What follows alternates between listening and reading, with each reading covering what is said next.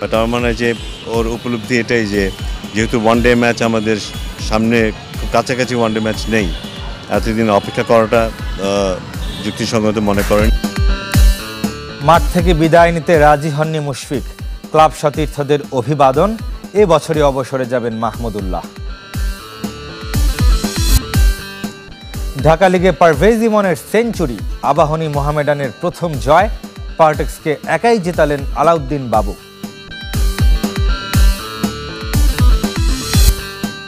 Final খেলতে দুবাইয়ে New Zealand দল, সেরা দু দলের লড়াই বললেন আথারটন। বাড়তি সুবিধা মানতে আপত্তি ভারত কোচের। ফেসবুকে স্ট্যাটাস দেবার বেশ আগেই বিসিবিকে অবসরের কথা জানিয়েছিলেন মুশফিকুর রহিম। জাতীয় দলের জার্সিতে মাঠ থেকে বিদায় নেবার পরামর্শ দিয়েছিল ক্রিকেট বোর্ড, তবে শেষ পর্যন্ত অপেক্ষা করতে চাননি মিস্টার ডিপেন্ডেবল। 2027 ওয়ানডে বিশ্বকাপে খেলবেন না মাহমুদুল্লাহ, চলতি বছরেই বিদায় জানাবেন আন্তর্জাতিক ক্রিকেটকে। কেন প্রায় মধ্যরাতে ফেসবুকে স্ট্যাটাস দিয়ে ওয়ানডে ক্রিকেট ছেড়ে দিলেন মুশফিক? এই বিদায়টা কি মাঠ থেকে হতে পারতো না? যে গার্ড অব অনার তার ক্লাব মোহামেডান দিয়েছে, সেখানে থাকতে পারত লাল সবুজ জার্সি গায়ে জাতীয় দলের সতীর্থরা। বিসিবিকে বুধবার দুপুরেই নিজের সিদ্ধান্ত জানিয়েছেন মুশফিক। মাঠ থেকে বিদায় নেওয়ার অনুরোধও করেছিল বোর্ড, তবে সে পর্যন্ত অপেক্ষা করতে নারাজ মিস্টার ডিপেন্ডেবল। আমাদের ইচ্ছা ছিল, আমি এভাবে আলাপ করেছিলাম যে ওকে মাঠ থেকে রিটায়ারমেন্টে দেয়া যায় কি না, বাট আমার মনে হয় যে ওর উপলব্ধি এটাই যে যেহেতু ওয়ানডে ম্যাচ আমাদের সামনে খুব কাছাকাছি ওয়ানডে ম্যাচ নেই, এতদিন অপেক্ষা করাটা যুক্তিসঙ্গত মনে করেনি। অপেক্ষা করেননি তার স্ত্রীও। ফেসবুকে একের পর এক স্ট্যাটাসে মুশফিকের কীর্তিকে তুলে ধরার চেষ্টা তার, যদিও সেসবে নেতিবাচক মন্তব্যই বেশি। ক্লাব ক্রিকেটের ম্যাচে শুরুতে গার্ড অব অনারের পর ম্যাচ শেষে কেক কেটে সতীর্থদের অভিনন্দন গ্রহণ করেছেন মুশফিক। যদিও জাতীয় দলের সাথে সম্পর্ক এখনই শেষ হয়ে যাচ্ছে না মুশফিকের। টেস্ট ক্রিকেটে এখনও দেশকে অনেক কিছু দেবার আছে বলে মনে করেন বিসিবি পরিচালক। আমার ধারণা টেস্ট ক্রিকেটের কথা যদি বলি, মুশফিক এখন আমাদের খুব কি একজন খেলোয়াড়, টেস্ট ক্রিকেটে একজন সলিড একজন ব্যাটসম্যান। সেটা আমার মনে হয় না এখনও সময় এসছে সেটা নিয়ে খুব বেশি আলাপ আলোচনা করা। ওর ফিটনেসের ব্যাপারটা ও নিশ্চয়ই নিশ্চিত করে সবসময় যে ফিটনেসের ব্যাপারে যেন ওকে অ্যাটলিস্ট কোনো সমালোচনার মুখোমুখি হতে না হয়। তো আমার ধারণা যে ওই প্রসঙ্গটা হয়তো আরও কিছুদিন পরে আসবে, ওর টেস্ট ক্রিকেট কবে ছাড়বে বা না ছাড়বে। মাহমুদুল্লাহর সাথে আলোচনা করেছে বিসিবি। 2027 ওয়ানডে বিশ্বকাপে নিজেও খেলতে চান না এই অভিজ্ঞ ক্রিকেটার। খুব শিগগিরই আন্তর্জাতিক ক্রিকেটকে বিদায় জানাবেন।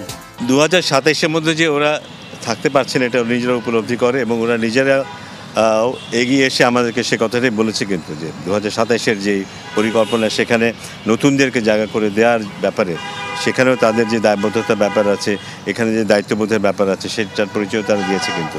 সো আমার মনে হয় যে সুনিশ্চিত করে আমি বলবো না, বাট আমার ধারণা যে খুব বেশি দিন রিয়াদকেও আমরা মাঠে দেখব না।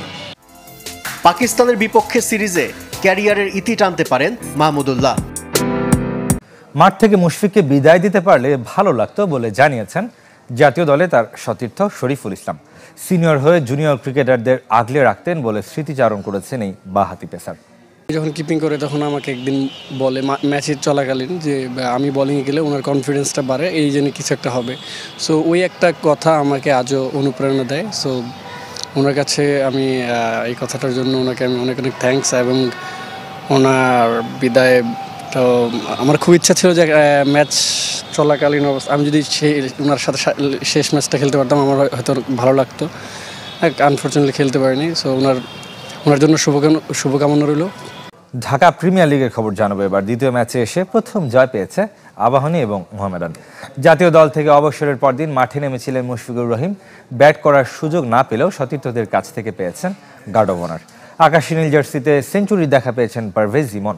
রান বন্যার ম্যাচে প্রাইম ব্যাংকে 3 উইকেটে হারিয়েছে পার্টেক্স।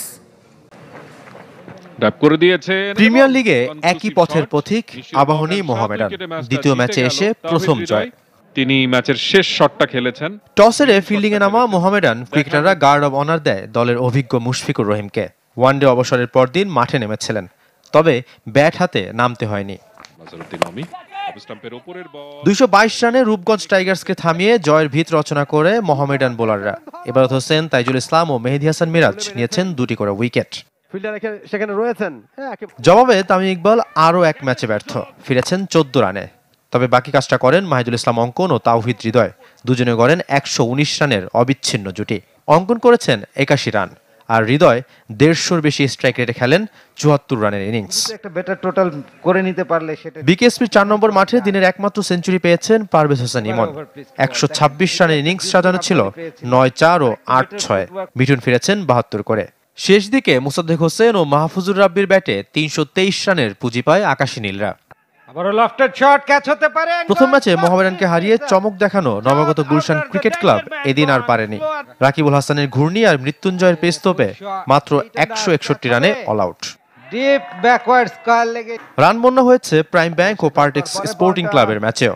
আগে ব্যাট করতে নেমে শাহাদাত দীপু ও শামীম পাটোয়ারির হাফ সেঞ্চুরিতে 8 উইকেটে 299 রান করে ব্যাংক দলটি।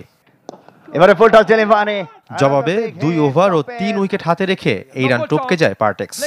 ম্যাচ জয়ের নায়ক আলাউদ্দিন বাবু 32 বলে খেলেন 78 রানের অপরাজিত ইনিংস। হাফ সেঞ্চুরি দেখা পেয়েছেন অধিনায়ক সাব্বির রহমান। এদিকে কাল দ্বিতীয় রাউন্ডের বাকি 3 ম্যাচ মিরপুরের হোম অফ ক্রিকেটে গাজী গ্রুপ ক্রিকেটার্সের প্রতিপক্ষ অগ্রণী ব্যাংক ক্রিকেট ক্লাব। বিকেএসপিতে লেজেন্ডস অফ রূপগঞ্জ লড়বে ধানমন্ডি স্পোর্টস ক্লাবের বিপক্ষে। বিকেএসপির অন্য মাঠে ব্রাদার্স ইউনিয়ন ও শাইনপুকুর ক্রিকেট ক্লাবের লড়াই। যথারীতি ম্যাচ শুরু হবে সকাল 9টায়।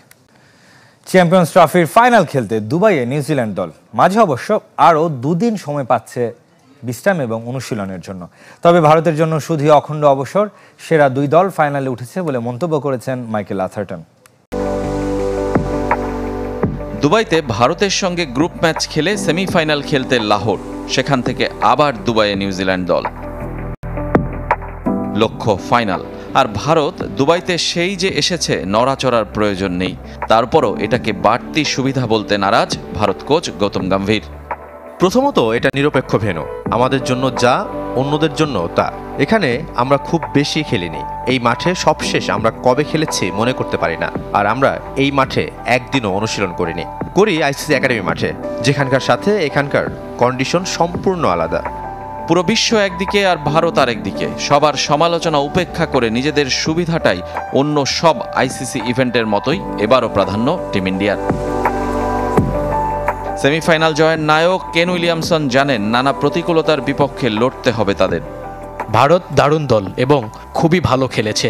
গ্রুপ পর্বে তাদের সাথে করা ভুলগুলো থেকে শিক্ষা নিয়ে আমাদের ফাইনালে খেলতে হবে। লাহোর আর দুবাইয়ের কন্ডিশন আলাদা। ভারতকে নিয়ে সমালোচনায় মুখর ইংল্যান্ডের সাবেক 2 অধিনায়ক আথারটন আর নাসের হোসেন সেরা ফাইনালের অপেক্ষায়। তাদের প্রশংসা অবশ্য নিউজিল্যান্ডের জন্যই বেশি। 2টা সেরা দল ফাইনালে উঠেছে, দারুণ লড়াই হবে। ভারতকে নিয়ে বলার কিছু নেই, তবে নিউজিল্যান্ডের এই দলটা দারুণ।